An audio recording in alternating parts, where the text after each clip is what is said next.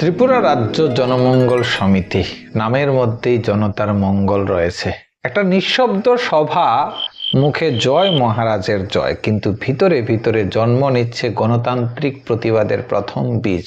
ত্রিপুরার মাটিতে এইভাবেই শুরু হয় সংগঠিত গণ আন্দোলনের পথ চলা। সবাইকে নমস্কার, welcome to my channel history IQ. আজকে আলোচনা করব কিভাবে ত্রিপুরাতে গণতান্ত্রিক আন্দোলনের সূত্রপাত হয়েছে আর এই ক্ষেত্রে ত্রিপুরা রাজ্য জনমঙ্গল সমিতির কি ভূমিকা রয়েছে।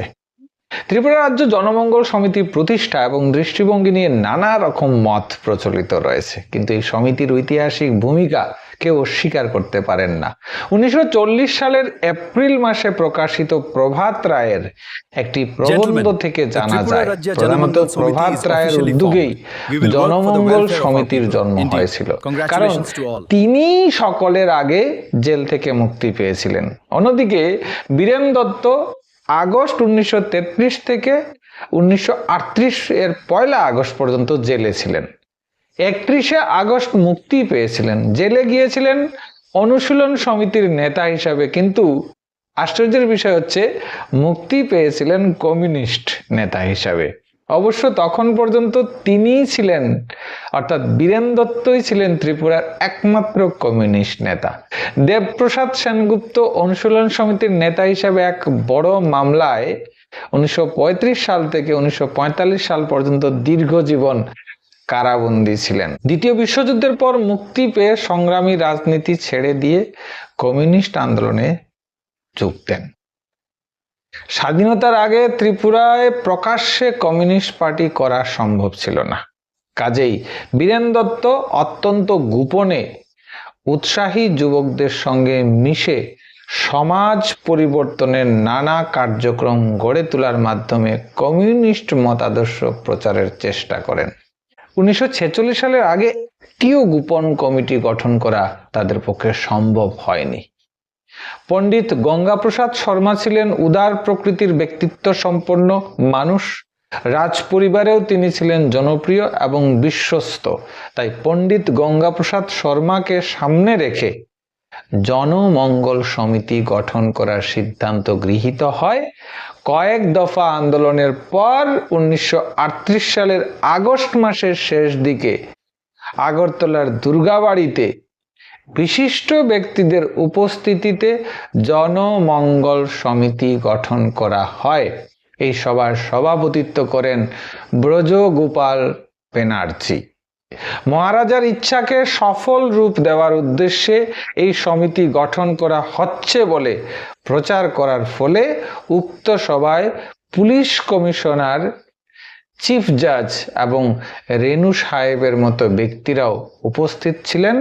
শহরের ছাত্র, যুবক এবং বিভিন্ন শ্রেণীর ব্যক্তিরা অতি উৎসাহ নিয়ে এই সভায় যোগ দেন এবং গণতান্ত্রিক আন্দোলনের এই প্রথম প্রস্তুতি সভায় জনগণের উপস্থিতি লক্ষ্য করে উদ্যোক্তাদের মধ্যে বিপুল উৎসাহ ও আশা সঞ্চারিত হয়। এই সভায় সর্বসম্মতিক্রমে পণ্ডিত গঙ্গাপ্রসাদ শর্মাকে সভাপতি এবং প্রভাত রায়কে সাধারণ সম্পাদক করে ত্রিপুরা রাজ্য জনমঙ্গল সমিতি গঠিত হয়। ত্রিপুরা রাজ্য জনমঙ্গল সমিতি গঠন করার পর একটা গোপন রাজনৈতিক প্রতিষ্ঠা পেয়ে যায়। ত্রিপুরা রাজ্যে এটাই হলো প্রথম গণতান্ত্রিক আন্দোলনের মঞ্চ। এই সময় পর্যন্ত কোনো রাজনৈতিক দল গঠন করা সম্ভব ছিল না। আত্মরক্ষার আবরণ হিসাবে মহারাজার কর্তৃত্বকে শ্রদ্ধা জানিয়ে সভার শুরুতে এবং শেষে জয় মহারাজ জয় ধ্বনি দিতে হয়েছিল। দ্বিতীয়ত, রাজা বা রাজতন্ত্রের বিরুদ্ধে কোনো ধরনের সমালোচনা না করে রাজকর্মচারীদের আচরণ ও দুর্নীতির বিরুদ্ধে ব্যবস্থা গ্রহণের দাবিতে সিদ্ধান্ত গ্রহণ সীমাবদ্ধ রাখতে হয়েছিল। তৃতীয়ত, রাজ্যের প্রস্তাবিত শাসনতন্ত্রের উপর ব্যাখ্যা ও আলোচনার দাবি করা হয়েছিল। এসব দাবি নিয়ে গণপ্রচারে যাওয়া এবং জনগণকে সংগঠিত করার সুযোগ সৃষ্টি হয়েছিল। অল্প সময়ের মধ্যেই কৈলাসহর, ধর্মনগর, কমলপুর, উদয়পুর, বিলুনিয়া, সোনামুড়া মহকুমায় জনমঙ্গল সমিতির শাখা সংগঠন গড়ে উঠতে থাকে। কিন্তু নেতাদের মধ্যে ঐক্যের অভাব দেখা দেয়। নেতৃত্ব দখলের আকাঙ্ক্ষা এবং নানা প্রকার মতাদর্শের নীতিগত জটিল প্রশ্ন ঐক্যবদ্ধ আন্দোলনের পথকে জটিল করে তোলা হয়। রাজ্যের প্রথম সারির নেতারা যখন অনুশীলন সমিতির সদস্য হিসাবে একই লক্ষ্যে কাজ করেছেন, তখন পরস্পরের মধ্যে বন্ধুত্বপূর্ণ সুসম্পর্ক ছিল। জেল থেকে মুক্তি পাওয়ার পর নানা রকম মতাদর্শের সংঘাতে সেই সুসম্পর্ক নানা রকম মতভেদে রূপান্তরিত হয়েছিল।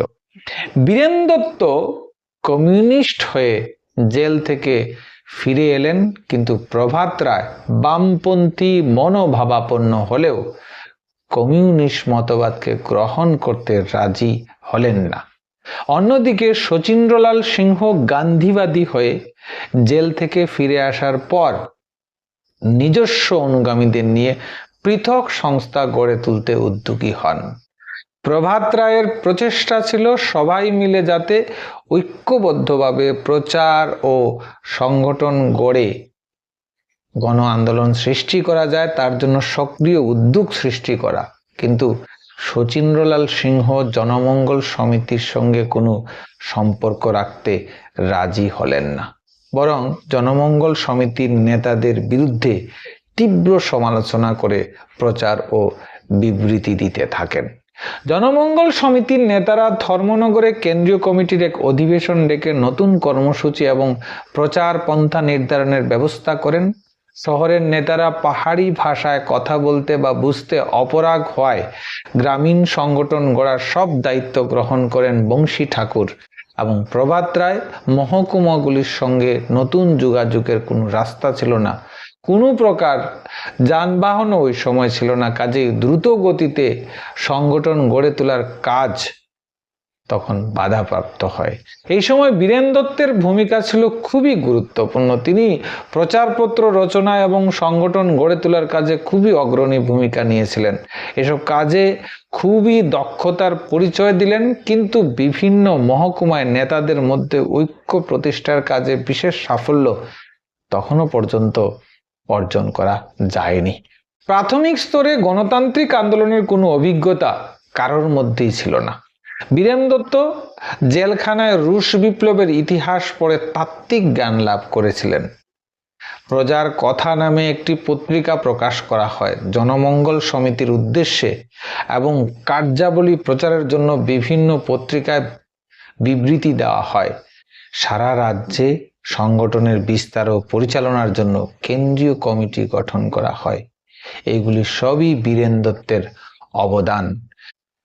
কিন্তু বীরেন দত্তের প্রধান দোষ ছিল শ্রেণী সংগ্রামের গোড়ামির উপর অতিরিক্ত জোর দিতেন।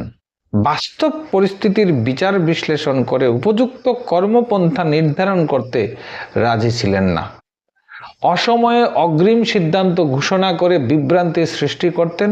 জরুরি প্রয়োজনের সময় কাউকে না জানিয়ে হঠাৎ অন্তর্ধান করতেন। বীরেন দত্তের বামপন্থী চিন্তাধারার সঙ্গে অনেকেই সহমত পোষণ করতেন না, ফলে গণসংযোগ রক্ষা করা এবং বিস্তার ঘটানো সবসময় কঠিন হয়ে পড়ে। বীরেন দত্ত বাস্তববাদী হলে জনমঙ্গল সমিতি অনেক শক্তিশালী হয়ে উঠতে পারত। বীরেন দত্তের সাংগঠনিক চেতনা ছিল অত্যন্ত প্রখর।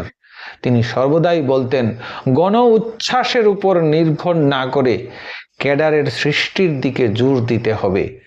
অনভিজ্ঞতার কারণে এই দিকটা অবহেলিত হয়েছিল। ত্রিপুরা রাজ্যের প্রজাদের চিন্তা চেতনার স্তর ভারতের অন্যান্য রাজ্যের তুলনায় অনেক পিছিয়ে ছিল।